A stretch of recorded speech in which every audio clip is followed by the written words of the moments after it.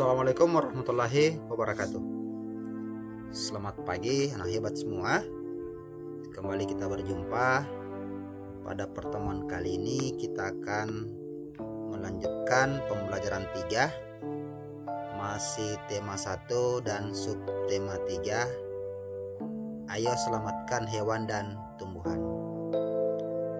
Sebelum kita lanjut pembelajaran pagi hari ini, kita berdoa menurut keyakinan masing-masing. Berdoa, mulai.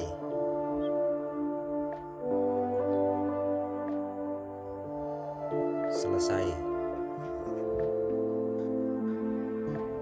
Anak hebat semua, pada pertemuan kali ini, pada pembelajaran kali ini, kita akan mencapai 2 tujuan, yaitu setelah pembelajaran ini berakhir, Ananda hebat semua diharapkan mampu mengidentifikasi cara pelestarian hewan atau tumbuhan dengan tepat.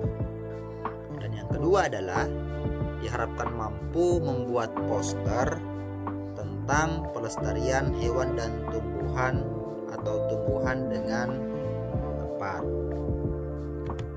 Nah,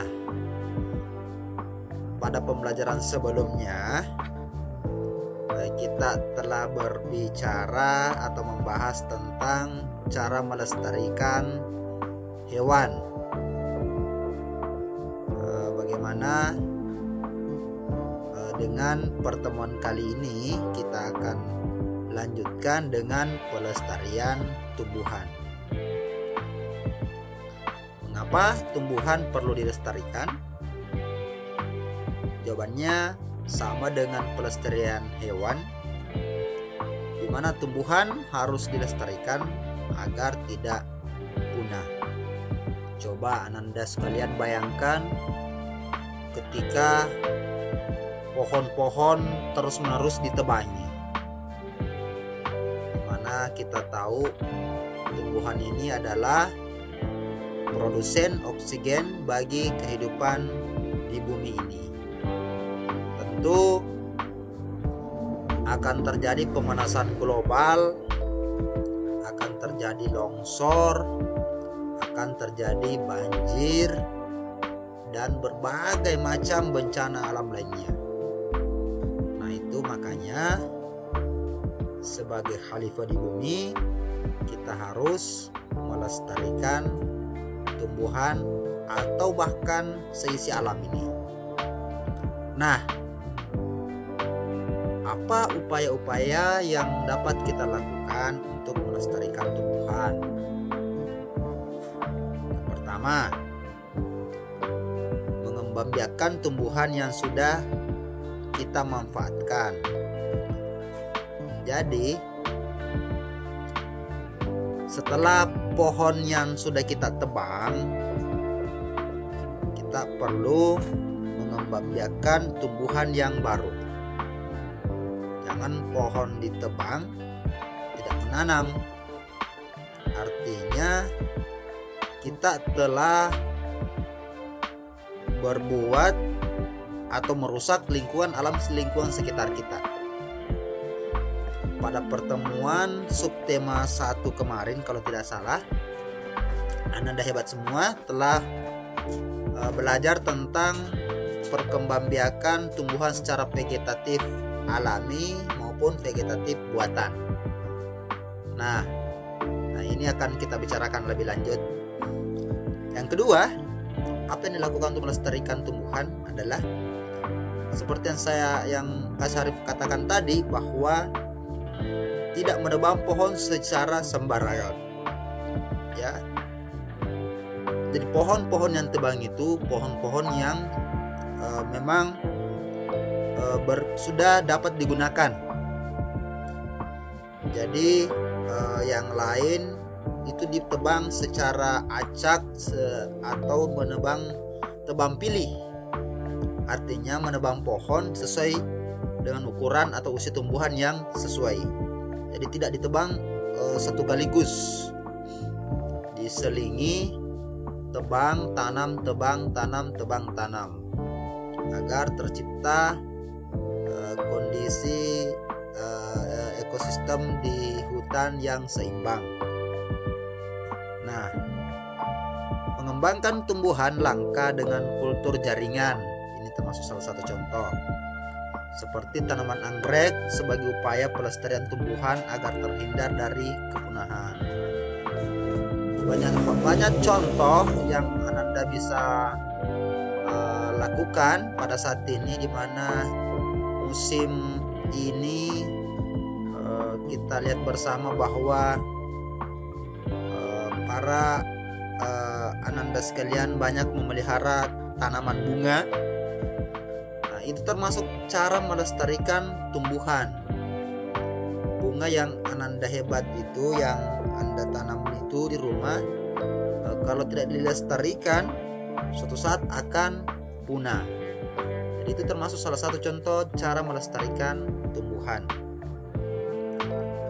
Nah, secara teknis bagaimana cara melestarikan tumbuhan itu, atau cara memperkembangbiakan pada tumbuhan itu. Pada pertemuan lalu kita singgung secara umum, namun pada pertemuan kali ini kita akan bahas secara detail. Contoh yang pertama, perkembangbiakan generatif. Masih ingat yang saya pernah singgung pertemuan sebelumnya? Perkembangbiakan generatif adalah perkembangbiakan tumbuhan yang diawali dengan peristiwa penyerbukan. Jadi ada penyerbukan. Jadi ketika Anda mendengar kata gen, generatif gen, itu ada kata penyerbukan. Artinya ada peristiwa bertemunya serbuk, sari, dan kepala putik. Ini contoh bagian-bagian bunga. Ada kepala putik, ada serbuk, sari, ya. Nah, jadi ketika serbuk sari jatuh ke kepala putik, itu namanya proses penyerbukan. Ketika sudah terjadi proses penyerbukan, berarti tumbuhan tersebut dikatakan sebagai mengalami perkembangbiakan secara generatif. Beda halnya dengan perkembangbiakan vegetatif. Perkembangbiakan tumbuhan tanpa melalui perkawinan. Contoh, tunas. Coba Ananda hebat semua. Tumbuhan apa yang biasanya dikembangbiakan dengan tunas yang ada di lingkungan sekitar kita? Pisang ya, yang lebih dekat dengan lingkungan kita. Pisang berkembangbiak dengan tunas. Pisang tanpa melalui perkawinan ya. Meskipun pisang itu memiliki biji, ada pisang yang memiliki biji, namun biji itu tidak dibuahi. Tidak terjadi pembuahan, tidak terjadi pembuahan, sehingga biji pada pisang tadi tidak dapat digunakan sebagai cikal bakal tumbuhan yang baru. Tuh. Yang kedua adalah spora. Lanjut, ada akar tinggal atau rizoma. Ada membela diri. Ya, jadi ini contoh perkembangbiakan yang tanpa perkawinan. Nah, ini tadi buat alami ya, vegetatif alami. Sedangkan vegetatif buatan, alami ini terjadi dengan sendirinya. Kalau buatan ini adalah melalui bantuan manusia, tapi tetap tanpa melalui perkawinan ya. Contoh mencangkok. Biasanya tumbuhan atau pohon yang punya kambium dikembangbiakan dengan cangkok. Setek atau merunduk, menyambung. Jadi sejenis itu merupakan contoh perkembangbiakan secara vegetatif buatan. Mengapa dikatakan buatan? Karena dibantu oleh manusia. Ya. Lanjut, materi kedua adalah setelah kita tadi pahami cara melestarikan hewan atau tumbuhan, sekarang kita akan mencoba memahami membuat poster tentang pelestarian hewan dan tumbuhan tadi. Nah, Ananda hebat semua.